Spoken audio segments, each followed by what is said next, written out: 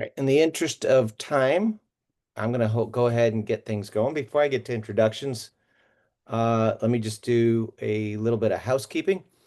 This is registered for CLE credit. In order to receive your credit, you do need to stay on for the entire hour.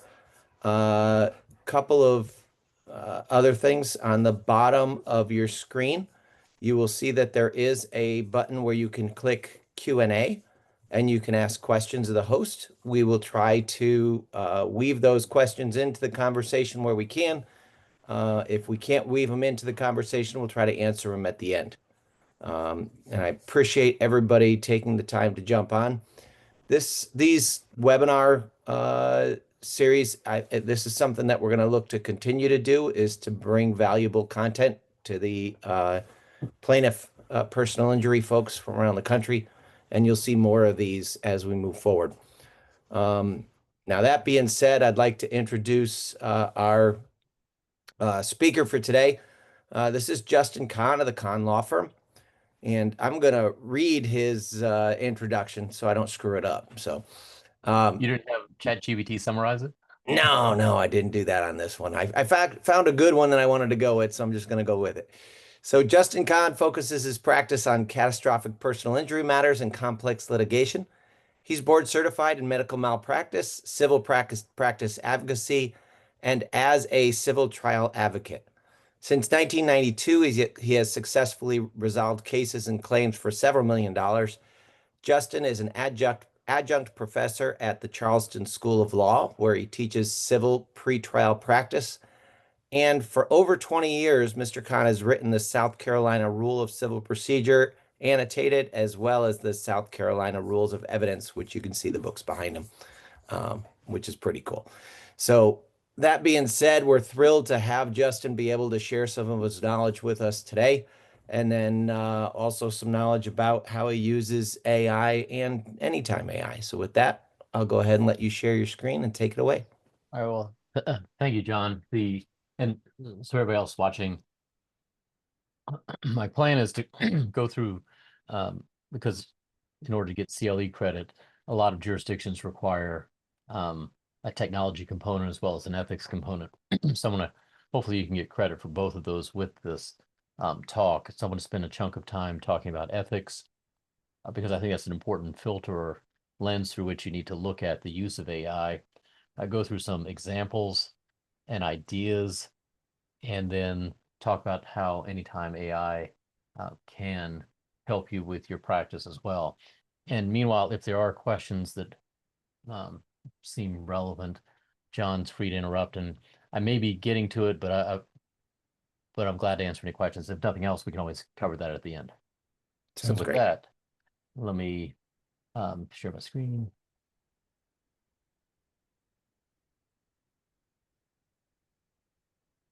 All right, so the first thing we're going to talk about is, that I think is important, is how Steve Jobs, everybody's familiar with Steve Jobs and what his contributions are to technology.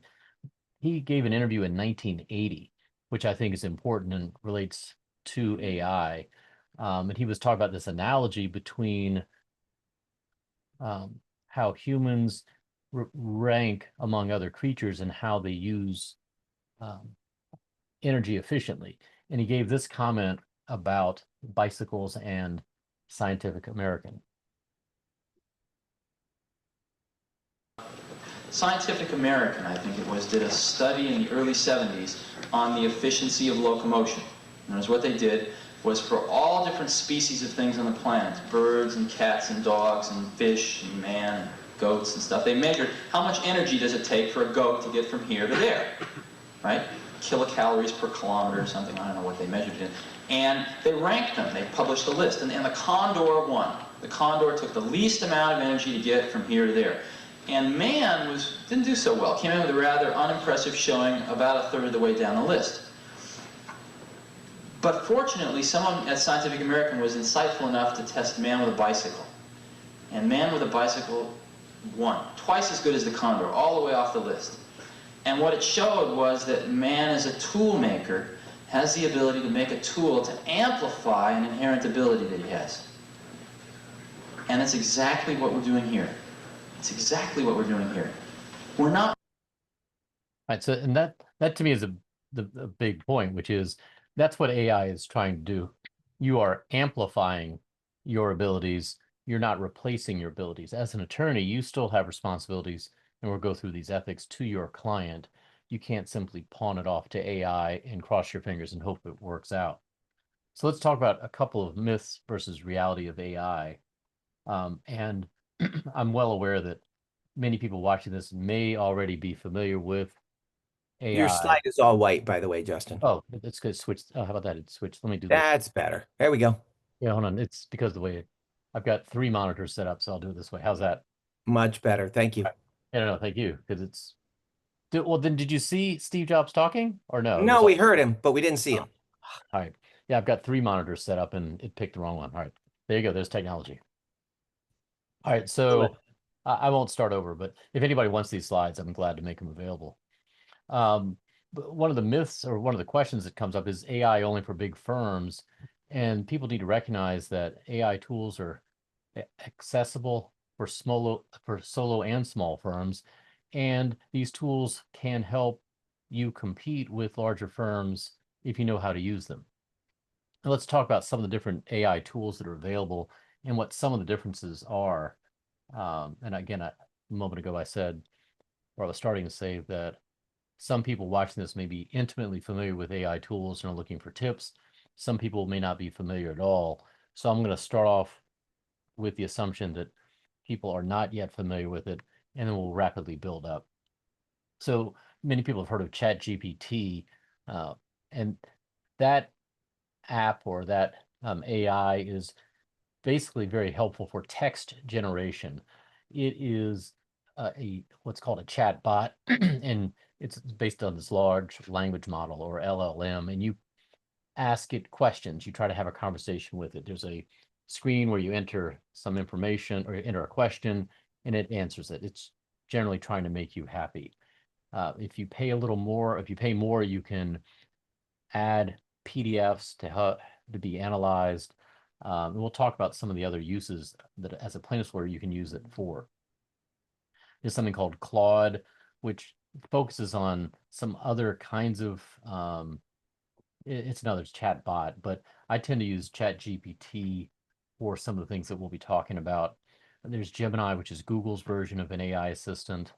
Microsoft has Copilot, and if you use some of the subscription products by Microsoft currently, that Copilot feature is built in.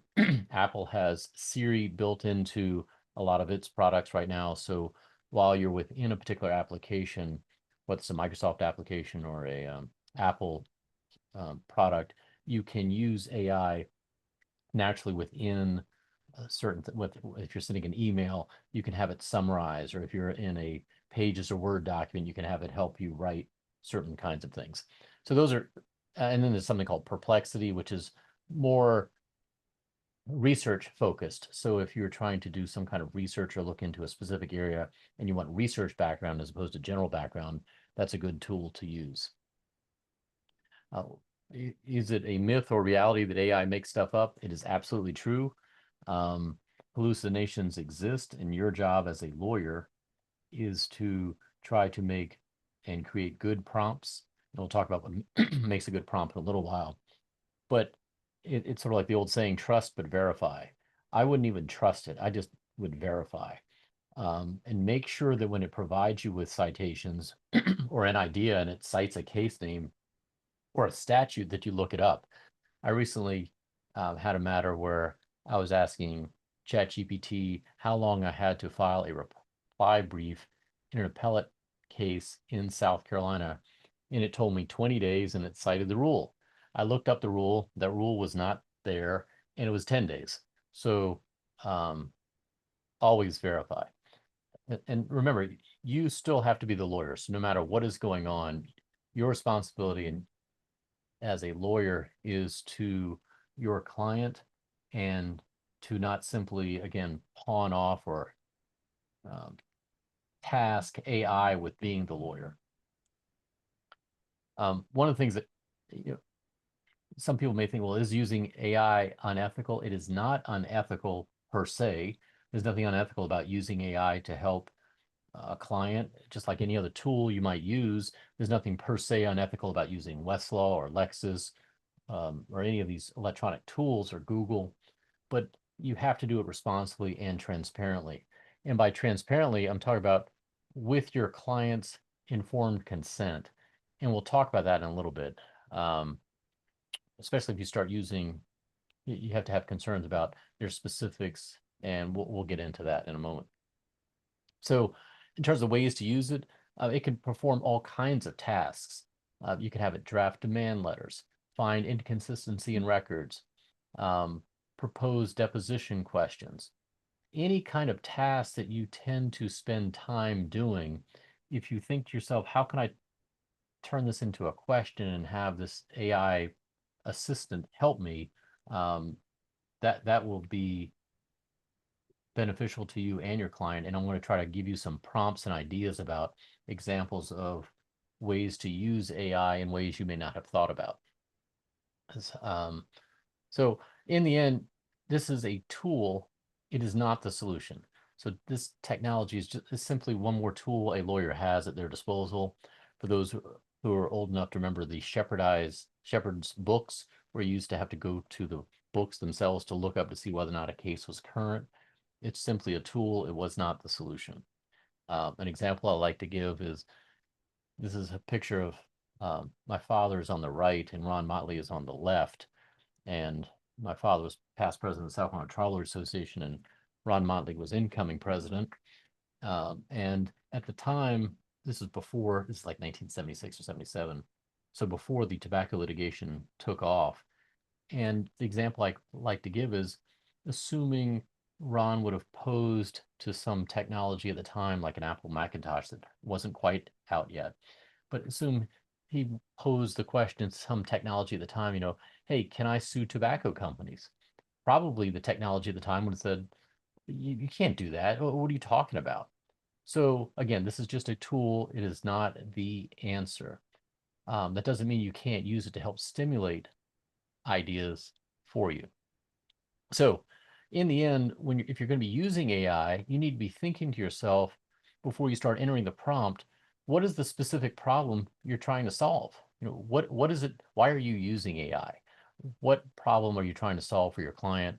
Is there a task you're trying to speed up the process in? Is there a checklist you're trying to create?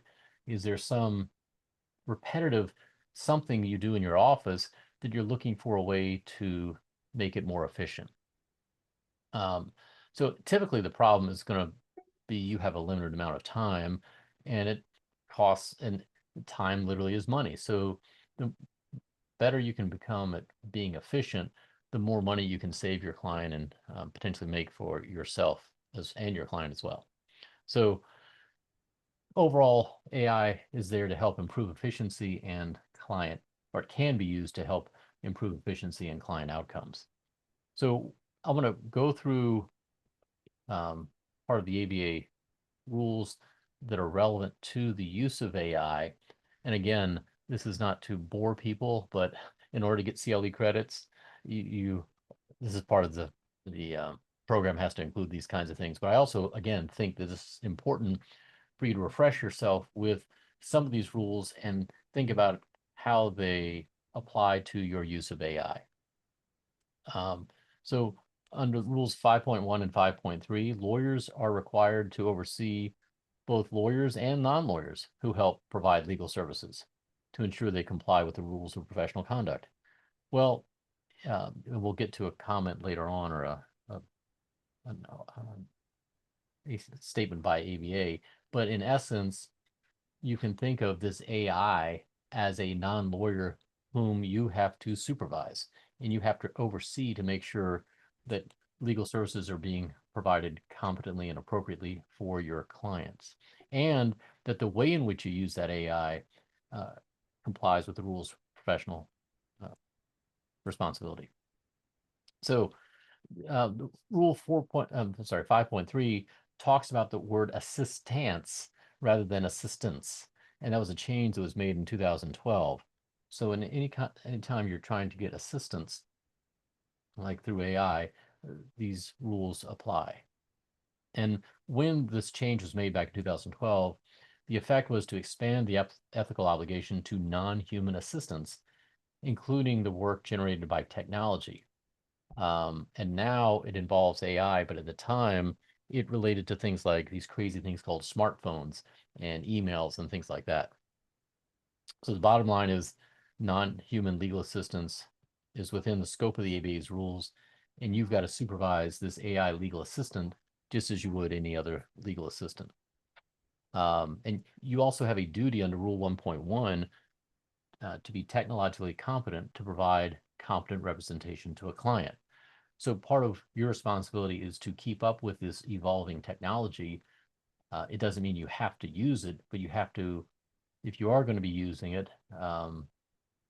you need to know how to use it ethically and appropriately.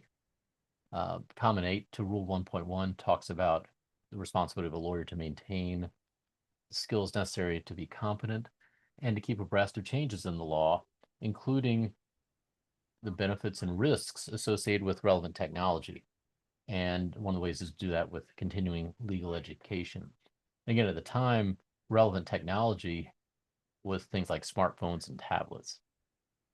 So overall, the takeaway under 1.1 is you've got a duty to and responsibility to keep up with relevant and evolving technology. And now that includes AI, and you should make efforts and to attend CLE programs and webinars like this to ensure you understand the benefits and risks associated with AI. Under Rule 1.4, that deals with communications with clients. And so one of the issues is, do you have a duty to disclose the use of AI with your clients? And I think the answer is yes, for multiple reasons. We'll talk about it. But remember, when your comment 1 to 1.4 talks about you have a responsibility to reasonably communicate between yourself and the client that allows the client to participate effectively in the representation. And so one of the ways to do that is to have a candid discussion with your client about how you intend to use AI, whether or not they fully understand it, whether they understand it, and how that may help or potentially cause a problem for their case. And we'll get into that in a little bit. So in the end, the rules require the lawyer to reasonably consult with the client about the means to be used to accomplish the client's objectives. And if one of the means or methods that you're going to be using is AI, then you've got to talk with the client about that. So in practice, if you're going to be communicating with the client, how do you go about doing that? Well, one of the things is obviously sit down and talk with the client about it and explain their use to them, and be transparent. Tell them about how you plan on using AI, be ready to explain how it works and address any privacy and security concerns. One way to make sure that you have documented your informed consent is to disclose that in your fee agreement, at least in South Carolina, and I assume in the other states where you are a plaintiff's lawyer working on a contingency fee, that has to be in writing. So why not put that disclosure in your fee agreement and put in there that in terms of the cost or tools that may be used, include the use of AI and how you may be using it, and let the client understand how you may be using it. So again, I think documenting it and we've recently modified our retainer agreements to put that in there, that we specifically say that we'll be using AI and give them a heads up on how we may be using it. And we'll get into a little bit how you can try to ensure that what you are using AI for and how you are using it is protecting the client's privacy, and you're doing that securely. One of the reasons why I mentioned the idea about privately and securely is you have a responsibility as a lawyer to not reveal information relating to the representation of the client unless they can provide you with informed consent. So this is one way to, again, to document that you may be doing that, and you need to have a discussion with your client about how you might be revealing their case information to this AI and generating outputs. So you have a responsibility to safeguard this information against the unauthorized access by third parties and against any inadvertent or unauthorized disclosure. And so I'll be talking about some methods that you can go about doing that in terms of encryption, tools that are available via the internet to lock down or encrypt those communications back and forth, and to ensure that the third party vendors that you're using or storing this information or exchanging this information with are themselves encrypting the information, locking it down, storing it in a way that it is, for lack of a better word, siloed from others in order to protect your client's confidentiality. Justin, I have a question for you. Sure. Number of the platforms end up having humans in the loop. Anytime AI doesn't, but there's a number of them that have humans actually looking at the outputs that come from, for example, a demand letter or medical chronology to clean them up before they get sent back to the law firm. What would the responsibility of the law firm be to make sure that those humans are vetted? Well, first things first, I would discuss with the client. A couple things occur to me. One is have a discussion with the client about the potential use of such third-party sources.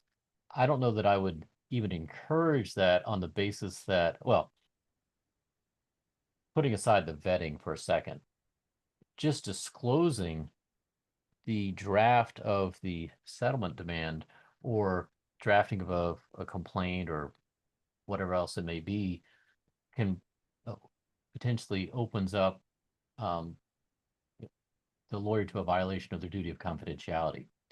So if you're going to be sending that information to be considered or to be drafted by a third party, including a third person, you would need to assure that they agree to the duty of confidentiality, lock down the information.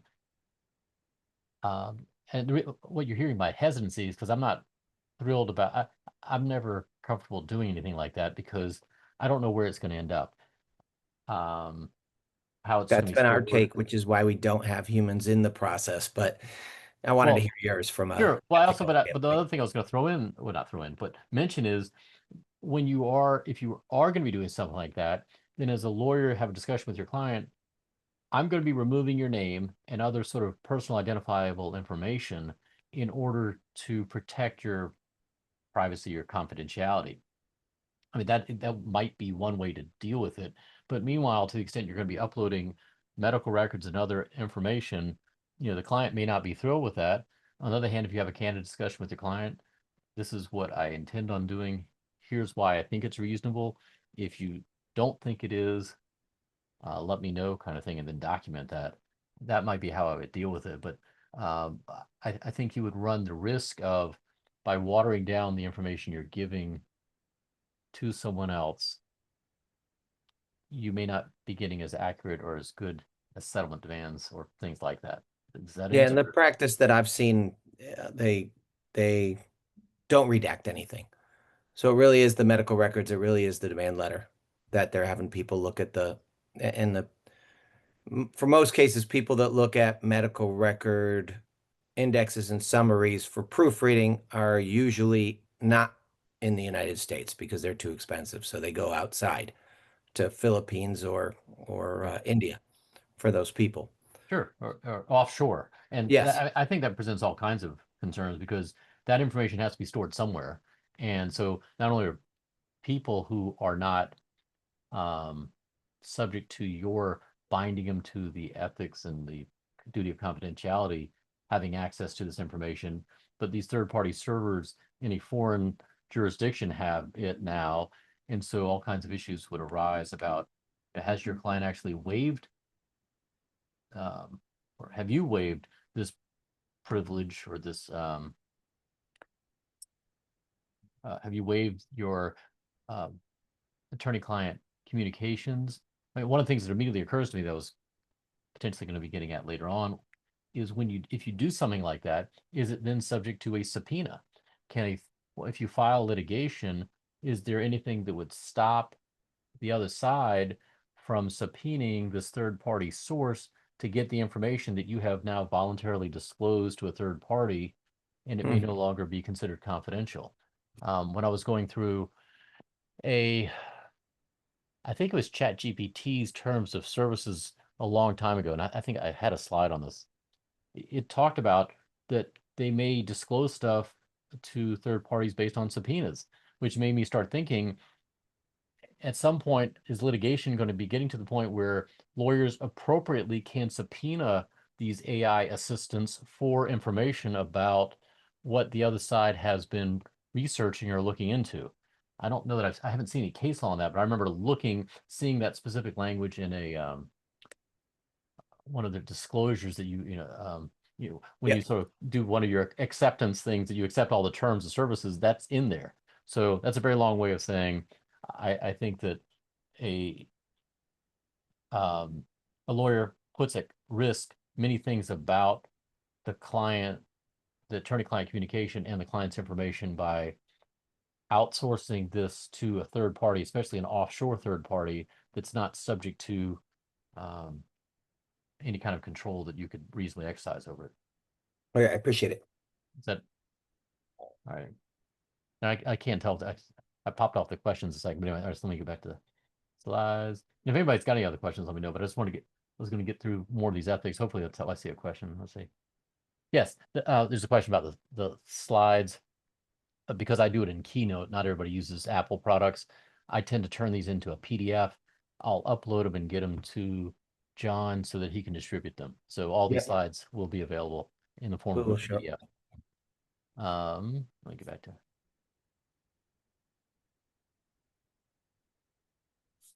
All right, so we went through it. So this all relates to the but again, this actually sort of pops into what you were just talking about. Common 18 requires the lawyer to act competently to safeguard this information. And if you start providing it to third parties, inadvertent or otherwise, it's no different than standing in a bar or at I was going to say a bus stop. That makes sense. Standing outdoors or standing at a social event and start discussing a client's case with specifics. You've waived the attorney-client privilege, and it can create all kinds of problems. So you really need to look at whether or not the service that you are using is taking steps to, for lack of a better word, silo that information in a way that preserves that confidentiality and protects your client's information. Let's look at it. You anticipated this question without even knowing that the slides are coming up. So you have to think about that when you are selecting your AI services. And again, even third-party storage. So the example you were using talked about not only human beings in another place, but data storage facilities that are offshore, and who has access to that. And so you've got to look for those kinds of things. So you and I promise you did not look at my slides ahead of time, but this is literally where I was going, which is, you've got to look for AI that is private, secure, and built by experienced developers to help eliminate that. And one of the things was, because you mentioned Anytime AI, and you can go to their website to see how they comply with the various security standards, and I'll call it siloing of information. So you can go to their website and buzz through that kind of stuff. Try to look at the time and get through this. So let's talk quickly about encryption, because I think as part of being technologically competent, lawyers have to understand what encryption is and how to use it, and that you are always using it for communications, dealing with your client and otherwise. So basically, encryption in a nutshell takes readable information, stuff you can look at, and turns it into unreadable. And it does that in a way that, whether it's via password or these other sort of keys that we'll talk about, I'll buzz through it. But basically, it's a process that converts readable data into unreadable form. There's typically some kind of digital key to decrypt it and make it readable again. And it typically operates automatically via some kind of encryption software. And the attorneys should be considering that encryption technology, not just for AI use, but when you are sending email, how you are storing your files in your mobile communications, when you're on your phone, are you connected to a public Wi-Fi or not? Are you using a VPN service or virtual private network to make sure that if you are on a public Wi-Fi that your information is sent, through lack of a better word, through a tunnel between your phone and where it needs to go? Some of the things to consider on your computer. Some people, I know the Mac, because I'm a Mac person, when you initially install or upgrade your operating system, typically there's a question, do you want to invoke or use File Vault? And that is Mac's built-in encryption software that actually encrypts your hard drive so that others cannot access it without a password. And when you're walking around as a lawyer, typically you're traveling around from place to place, either for depositions, through airports, wherever it may be. And if you've got a laptop or a phone or an iPad, you've got your client's stuff readily available to anybody who has access to that physical device. So File Vault for the Mac and BitLocker for the PC is encryption software which will encrypt the information on the hard drive itself so that should you lose it, nobody will be able to read that data without the key. So make sure you invoke and turn on this encryption software. To you as the user, it's invisible. Once you put in the password, you're able to freely get the information back and forth, and it's no big deal to you. But should you lose your device or have it stolen, at least that information is locked down to provide your client with that security. I won't get into these various different kinds of keys. And ABA talks about you have a duty to secure these communications and protect the information. Again, these slides will be available, so I'll buzz through them. So there's certain obligations should there be a data attack or breach, what lawyers need to do. And that I've got the links to the information below on these slides so you can get to it. In 2024, the American Bar Association started talking about, and they issued a formal opinion 512 about the use of generative artificial intelligence tools. Generative AI is something that generates a response to a question or a prompt. And all this stuff will be available to you. I want to try to get to more exciting things, but so in the end, this technology is a legal assistant, not a lawyer, and these are the various rules we've covered. Just in terms of quick privacy warning that you may not even be aware of, if you use something like ChatGPT, if you go into it, there's some settings, and within the settings, there's something called personalization. And if you go there, you can actually have it. One of the things that happens is, one of the settings talks about reference saved memories right here. And if that is on, as you do these various communications, these chats, ChatGPT will reference prior chats, even if they have nothing to do with it, and may generate responses based on that. So be aware that that's there, and you may want to turn that off so that it doesn't rely on prior communications or prior chats in order to generate future thoughts, I'll call it, ideas. Now, you can customize things like ChatGPT where you put in what it should call you, what you do, and so on, so that it provides you with this more personalized, I'll call it chat. Then you can put in all kinds of traits and other things about how you want it to behave. So you can tweak all these kinds of things with ChatGPT. I'm trying to just get to some slides, but look at the time. All right, let's talk now about some specific examples. So what are some ways that, from my perspective, one of the important things is that as a lawyer who's new to using ChatGPT or any of these, any kind of AI interface, is you don't know what it needs in order to help you, but you need to help the AI help you. So what are some examples and ways to think about this? When you want help clearly define the help you need and provide a sufficient context. So if you just said, explain contract law, the response you will get back will be a generic response. Figure out ways, spend the extra moments to be more specific about the issue. Explain the elements of a valid contract in U.S. law, including examples of enforceable and unenforceable contracts, and discuss the economic loss rule. So that specific prompt will give you much more information and precision than a generic request. So try to clearly define what you need to provide a sufficient context. By providing sufficient context, provide background and details to help it tailor the response. So for example, hey, I'm preparing a CLE presentation for lawyers on AI. Summarize the benefits of it. If you're going to be appearing in front of a judge, I'm going to be appearing in front of a federal judge on a motion to compel. I represent the plaintiff, and then upload. Here's an example of the motion that I have filed. Here's the other side's reply.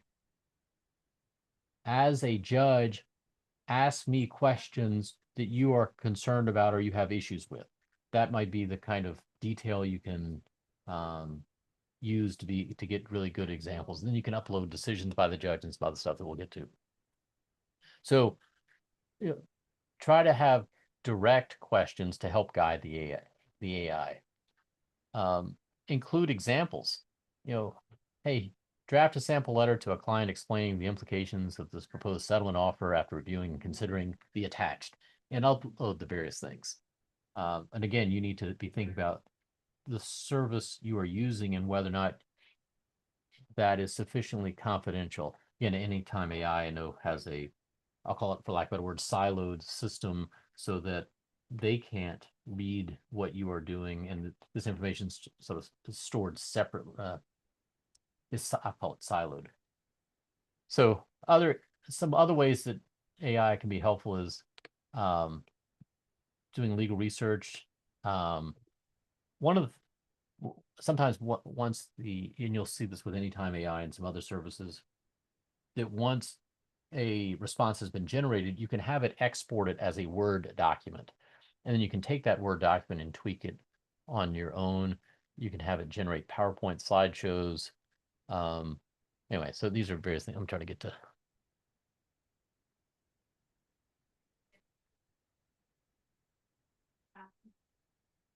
Oh, a couple of the neat ways that I think are ways to use these features are, hey, act as a legal assistant drafting a response to opposing counsel's discovery request. So tell it what you're trying to do.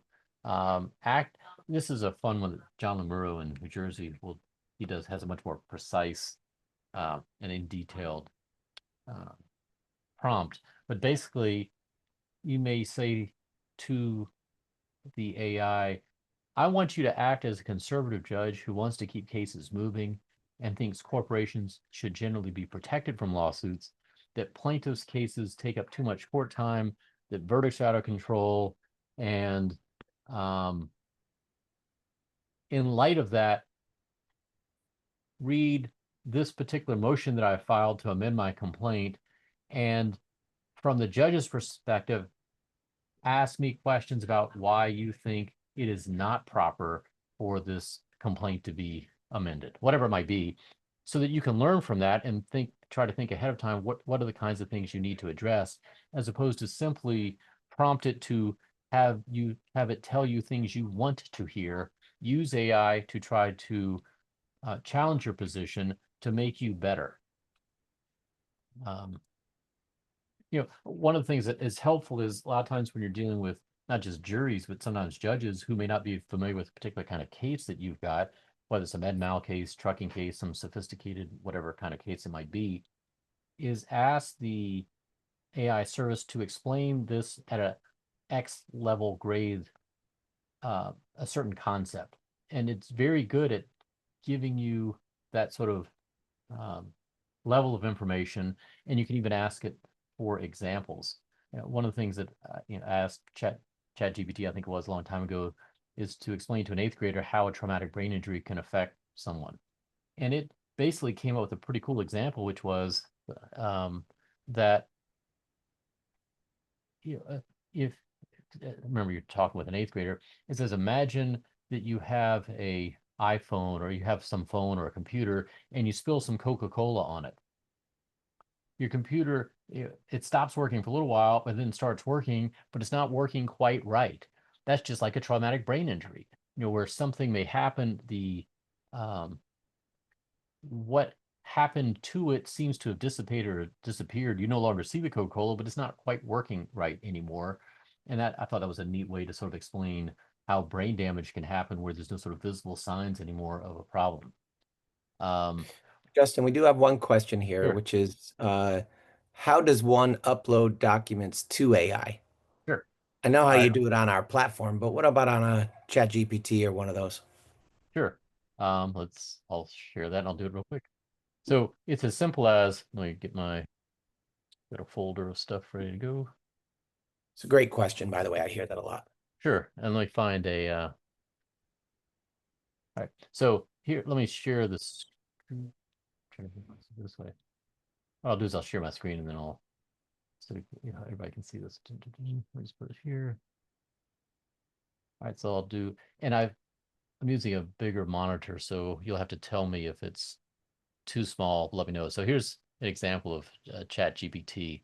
So I'm going to start a new chat. I don't know if I can annotate at the same time with a mark. All right. So It's the rather interface small, but is that too small or not? it's a little small, but yeah, go ahead. Let's Let's see if we can see. I'll modify real quick.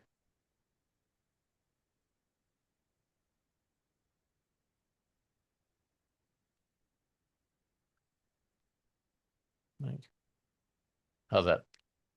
Better. Is that better? All right. All right. So all right. So if you're not familiar with Chat GPT, basically you have, this is the interface. You have a window, and this is via the app versus the web portal. So using the app for Chat GPT, you have the sidebar here, which you can collapse, and you click on the little pencil icon, and you can ask something. So let's say I want to add, and then I've got some documents over here that I might use. So here's an example of a deposition I took a long time ago. So let's say I'm going to use this. I want to have a question about this deposition. I would literally drag and drop it in. So now you'll see it reading this deposition, which is 270 kilobits. So it's not that long. And this, I may now say to it, so now I've literally uploaded this deposition, and I might say to it, what is this deposition about? And it's going to analyze that, and it's going to go through, and so I mean, you can see the speed in which it's doing this, and this is not something set up ahead of time.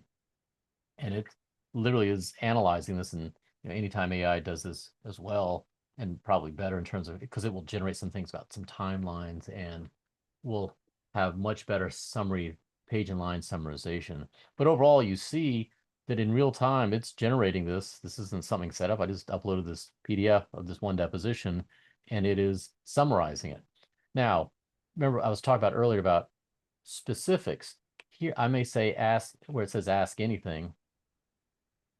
Now it's done sort of what I'll call a generic summary. I may say something like this: prepare a cross examination of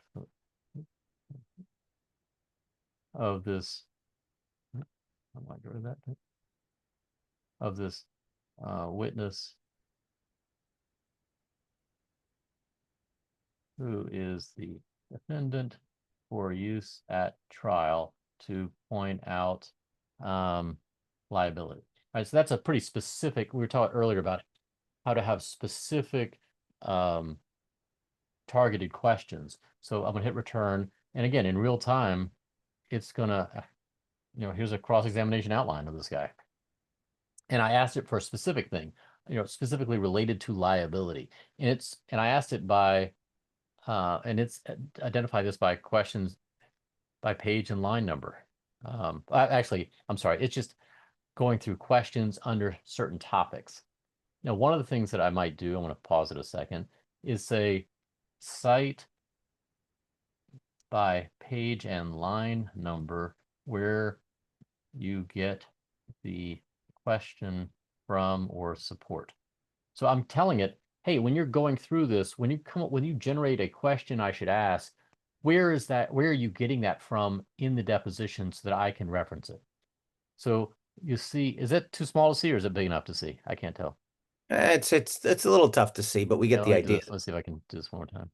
And by the way, that is How's a that? clickable link within Anytime AI when you do this on our summary. Correct. And but you see how, so is that better now to see it? Yep. So what would happen would be, and what John was talking about is that one of the differences between this service is that if you're on Anytime AI, if you clicked right here, it would actually take you to the PDF and show you where it's getting that information from. Here, Correct. you have to rely on that, and it may or may not be right. So you're gonna have to spend time to open up the PDF and double check it. Within Anytime AI, you'll see these questions would be on the right, and on the left would be the PDF. And if you clicked on it, it would take you directly to that page. So I just want to give you, that's a quick example of both uploading a PDF and how you might use it. And also you can see that by modifying the question, how you get a different response from the same document. One of the problems that I've had with a service like ChatGPT and uploading PDFs is it tends to forget. So let's say you're working on a particular item and like that deposition, and like a week later you go back to that conversation and you want to ask it some more questions, you may get a response like, I don't remember that anymore. You need to re-upload that PDF. Hmm. In Anytime AI, you can upload the various documents for your client's specific case or matter, and then always reference them. So in my mind, one of the benefits of Anytime AI is it allows you to have a client-centered file approach to a case. So for each client, you can upload specific documents and always reference them later on. Unlike ChatGPT, when you upload this PDF, number one, you may not remember which client that relates to. Number two, if you go back to that conversation to ask it about these PDFs or these other documents or prior work it has done, it may say you need to start over because, and I'm assuming that just in terms of data caching, it doesn't keep all that information for efficiency. And after some period of time, it sort of dumps it and it needs to be refreshed. So that's one of the benefits of Anytime AI. You just upload the information that's file specific and you can always access it. There's another question that was here. Somebody's paying for Claude and they say that they're trying to upload large deposition and they said it's too big. How much data can be uploaded into an AI platform before it says the information uploaded is too large? So I know with Anytime it's gigs, so you're never going to have a deposition that's too large. But generally Well, speaking, with some of the other platforms, it yeah, depends by platform, right? yeah, it is platform dependent and probably also dependent on how much you're paying that platform. So depending on how much you pay, the more you pay, the more it may be able to I'll call it tolerate or take. But if you've got a deposition that large, I can walk through, but I'll just, maybe it'll be for a different talk. If you've got that PDF, first of all, see if you can get from the court reporter the document as a text file. That'll be a much smaller file. If you have the deposition as a PDF, and let's say it's only a couple hundred pages, if your AI platform is having difficulty processing that, then you may not have, or whoever you got that PDF from, may not have reduced that file size sufficiently. So within Adobe Acrobat, you can actually you can open up a PDF. I might even have some slides on this. You can go to you can go to the PDF, you go to a file, save as, and you can reduce the file size of that PDF. So you may want to use a PDF program to see about reducing that file size, then trying to upload it again. So that would be another, I'll call it a workaround. If that makes So sense. basically make it a condensed file. Well, whether I don't know if condensed is quite the right word. Certain PDF programs have the ability to, yeah, I guess condense is fine. I don't know if it's technically condensed, but they'll reduce the file size in whatever way they do it. Or it could be that when it was initially scanned in, somebody scanned in a very high resolution, something Yep. like 600 or 1200 DPI, and it only needs to be 300. and again, I don't mean to be that technical, but basically the image size of that file, when it was initially scanned in, was too large, which multiplies out for each page and becomes extraordinarily large. And that's actually something that happens from time to time. I will get from my clients documents that maybe 10 or 12 pages of medical records that they've either scanned in or taken a picture of with their phone and sent to me. And it may be over 100 megs for no reason. And so sometimes I may actually print those out, then rescan them in at a lower resolution, and it saves all kinds of space. So were there any other questions? I'll go back to the slide. Any other questions? One that we can answer later, but there's about 8 minutes left, so I just want to All right. give you a time check. Yeah, sure. And if anybody wants to go over, if you want to, that's fine. But let me go back to where I was. Let me share my screen. Let me see if I can get to some of these other things. Oh, yeah, I was going to go into some. Let's talk about and I know you can't see it yet, but let's talk about using AI or anytime AI for. Let me get to sharing screen. In terms of, let's think about the process you have in your office. Typically, there's a date associated with an injury to your client. Then what happens is you start a folder, or conceptually, you're going to start your investigation. You're going to start getting documents. You might do stuff on the web. You might interview some people. And then you're also going to be looking at the law, case law. And this process is going to be repeating until you make a decision about either, am I going to, as part of the intake, am I going to take this or am I going to decline it? As part of that process, and again, that's sort of a conceptual way to think about the intake of any case. One of the things you need to do as the attorney is think about how AI may help you at any point in this process. So if you are going to be inputting documents, where are you going to be getting those from? How are you going to be organizing them? Are you going to have AI help you create a timeline of events? One of the tools that's available to via Anytime AI that's not really available in the other AI services that I know of is if you upload documents, let's say a hospital chart, an EMS run report, some other kind of medical treatment, something like Anytime AI, once you upload the documents, will create a timeline will read through these documents and then generate a timeline of the various events associated with your client's treatment and care, which is nice because if you're used to going through medical records, a lot of times you see stuff is copy and pasted from prior visits and it becomes a real cluster. So a tool like that helps you not only with the intake process and deciding whether or not to take the case, but also when you get into litigation, helping you create a timeline for use at trial.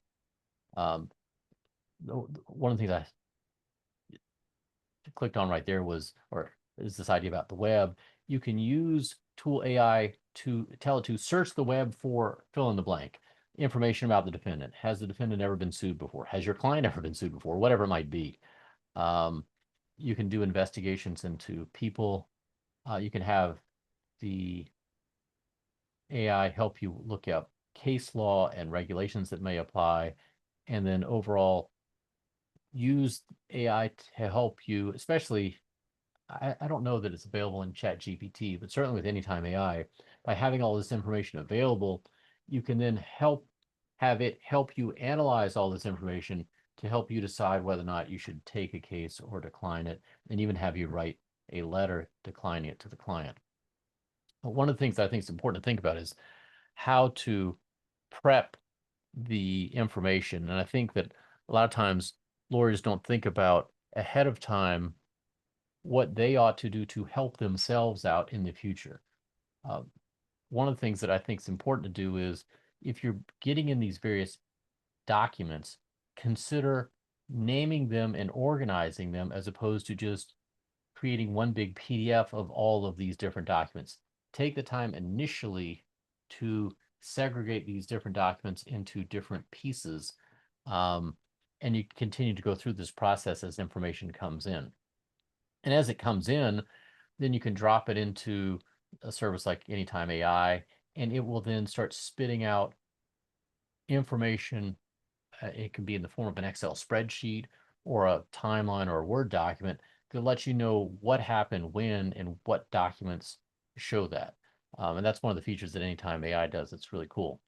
One of the new things that you might not have seen, we just released it actually about a week ago, was auto tagging all the documents as they come in. So you know exactly what they are. No, and that's, I'll say it's funny because I think one of the things I think I have coming up is the concept of tagging. Oh, look at that. I've got tagging coming up. Look at that. There you go. So what John was just talking about is a lot of times lawyers have difficulty trying to find it. They know there's some document out there that fill in the blank they need for their client's case, whatever it might be. So another way to help yourself out in the future is to spend a moment not just naming the document in a meaningful way. And one of the things that I always suggest lawyers do is name your document based on the 4-digit year, the 2-digit month, and if you've got a month like that's the first 9 months, put a 0 in front of it. So January would be 01, February 02, and so on, and the day. And if you label it that and then call the document what it is, it will, and you put that into a folder, it automatically will sort that information based on the date and time. And that helps you as a lawyer start organizing information. Because what will happen is, as a lawyer, you know, when information comes in, you don't have it all. And you start adding, you start obtaining different documents later on. And if you simply drop them into your folder based on when you got them, they are not organized. If you start practicing the skill and identifying naming the document based on the date and time, no matter when you get it, once you drop it into that folder, you're automatically creating a timeline of documents that helps you out. It's a great tip. Doing cases like I do, like your med mal or some other case, maybe cases involving trucking that have not just dates that are significant, but time that is significant, then add on to this, put dot and use military time, like dot 1000 or whatever it might be right here. And then dot 1001 or whatever it might be, or if you're dealing with seconds and, 1000 01 or whatever it might be, so that then the documents themselves that relate to that timeline become automatically ordered and it helps you out. So that's just the naming convention. Separately, there's something called tagging where you can identify the kind or class of that document and you can come up with your own tagging convention. And Anytime AI will help you with that. But if you start coming up with your own ideas, like certain things are medical records, certain things are medical bills, certain things are insurance, whatever it might, depositions, pleadings, whatever it might be, and you tag those documents, you're basically putting a label on that kind of document. That's another way to make it easier for you to then find those kinds of documents in the future, regardless of the date of the document. Does that help explain tagging sort of? Yep. And then Anytime AI has a feature where they help you automatically tag it. But again, you ought to get in the practice of starting to tag documents yourself. So the idea is, separate PDFs that will help yourself out. A quick other thing, I'm going to buzz through some of these things. You can use AI to help you create checklists, how to prepare, how are you going to make sure a case is ready? Technology check, exhibits check. You just ask it, hey, I need a checklist for fill in the blank, and it provides you with one. And then you can have it tell it, hey, I want a input form. I want a Word document form that allows me to have an intake process for a personal injury case involving a car wreck. It will generate it. It has no problem doing that. So you can use these kinds of things to help you generate documents that you can use in your practice. Oops, let me because I'm trying to look at the time. But you tell me, are there any other questions? That I could go through some other examples of things using video and some other stuff. So the large language models that are out there, somebody says co-counsel is a good alternative to ChatGPT, or is co-counsel a good alternative to ChatGPT is the question. Here's my view of that. And is it worth the cost? Do you know of any less expensive alternatives? That's what they asked. All right, great questions. I've used the Lexis model, the Westlaw model. I have not found that they are there yet. Typically, keep in mind what you're trying to do. You're asking, those systems, in my opinion, were set up to help you find specific cases. Now what you're asking them to do is helping you analyze those cases and generate some information. I'm not sure those are quite there yet. I've had situations where I've asked it questions about specific things and I get poor responses, if any. And sometimes they're citing stuff from other jurisdictions. I'm like, I don't care what's, I mean, I hope nobody, I don't know if anybody's here from Kansas, but I don't care what's going on in Kansas. I need what's going on in South Carolina. Don't tell me about what's happening there. And I don't think it's there yet.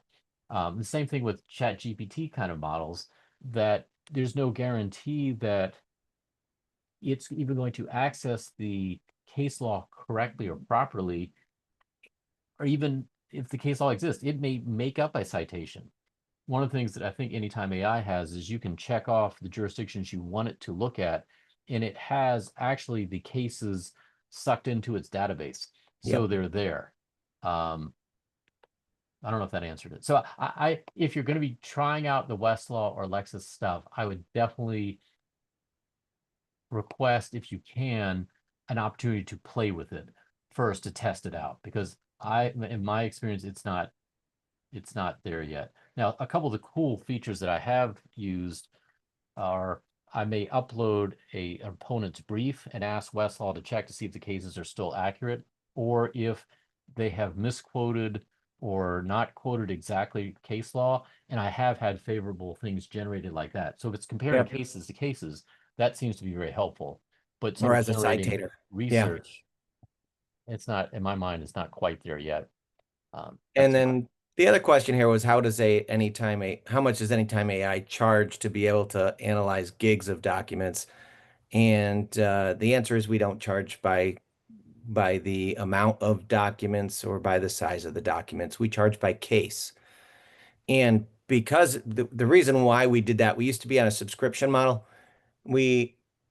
In talking to personal injury and medical malpractice firms and how you deal with cases, and we heard that it was much more beneficial to the firms to be able to bill it back.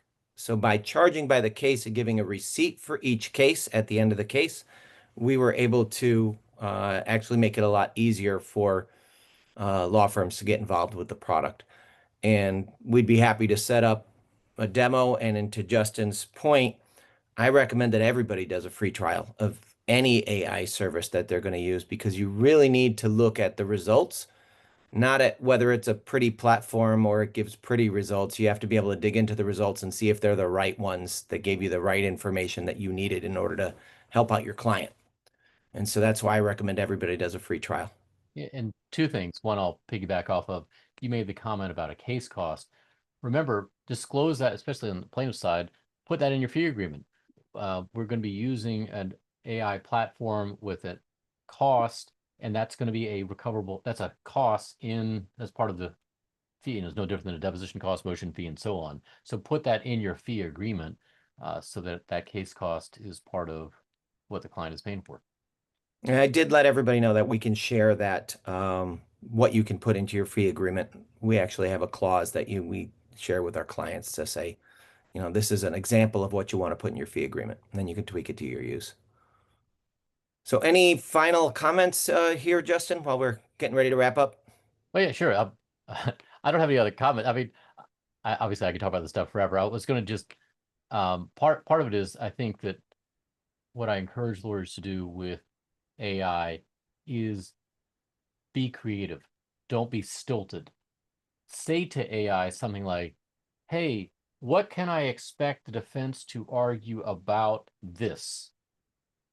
And just don't be afraid. See what it's going to say so that you can be prepared for it. How might the judge attack me at oral argument, or attack me is a little strong, what might the judge ask me at oral argument about this from the defense perspective? Then ask it, how might I prepare for this? What additional information might I need? can you give me an analogy? One of the things I really like are asking AI to help me with analogies.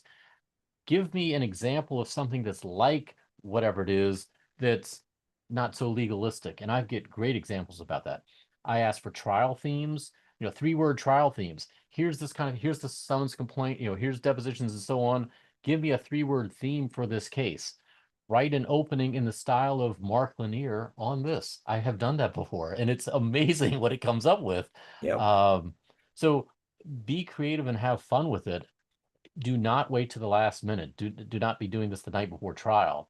But again, using tools like we talked about Claude earlier, you can upload audio files as well and have them analyzed and do some things in real time. So again, the goal of this was sort of to introduce people to AI and make them start thinking about it, not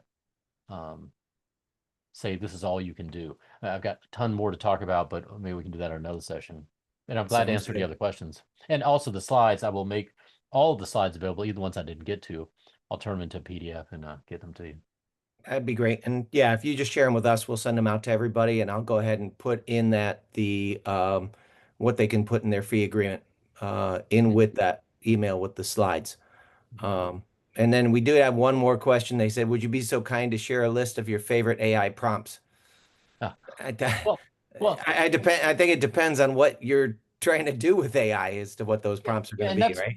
yes, and that also going back to your example about trying out other services or trying out services, have a case in mind. What you say favorite prompts? I don't have favorite prompts. I mean, as silly as it sounds, ask AI what kind of prompts might I ask in order to establish liability, to cross-examine somebody with, themes that I might come with, whatever it might be. Just um, what I'm trying to encourage people to do is not be limited by what you have seen in my presentation and to start thinking creatively and just try stuff out. I was talking to somebody yesterday about they're handling a particular kind of case, and he was telling me the um, what the particular issue was, and because I'm trying not to give it away. And what I told him was ask AI how this particular contract should be written or would be written if what the other side is saying is true. And then I thought, because then he could show the judge, this is what it actually says. If it was to mean what they want it to be, then this is what it should look like. So just ask it. I don't want to say crazy ideas, but you have to train yourself to start thinking creatively and not be so boxed in by I'll call it law school, and just ask it for analogies. Ask it to. Now I'm rambling. So That's I all don't right. have favorites. And So just to give people an idea, we do have a prompt library within Anytime AI that has a whole bunch of great prompts that you can use. And then there's also a way that if you have a prompt that you use that you love the output of, you can actually save that prompt into the prompt library so you can grab it later. And usually if there's a larger firm, you have a couple of people that used to be Boolean searchers on legal research, and they're really good at writing prompts. And so you let them save a bunch of their prompts so that anybody in the firm can use them. And that was kind of the idea behind that. And it seems to work really well. Also, after every question that you ask, and specific to any documents in your file, it is going to read that question that you asked after it gave you the answer, know what's in that document, and suggest 4 more questions that you might want to ask on that same topic to dig in more. So kind of neat way of having it help you with the prompts. yes, and again, once you get a response, you can say the equivalent of "Tell me more about that," or "What else should I explore?" Just keep asking it. Just think about it as open-ended questions, and um, that's all I can say. Now, I'll tell you a couple other ways to use AI. I don't want to say in the time that we have. I assume it's over.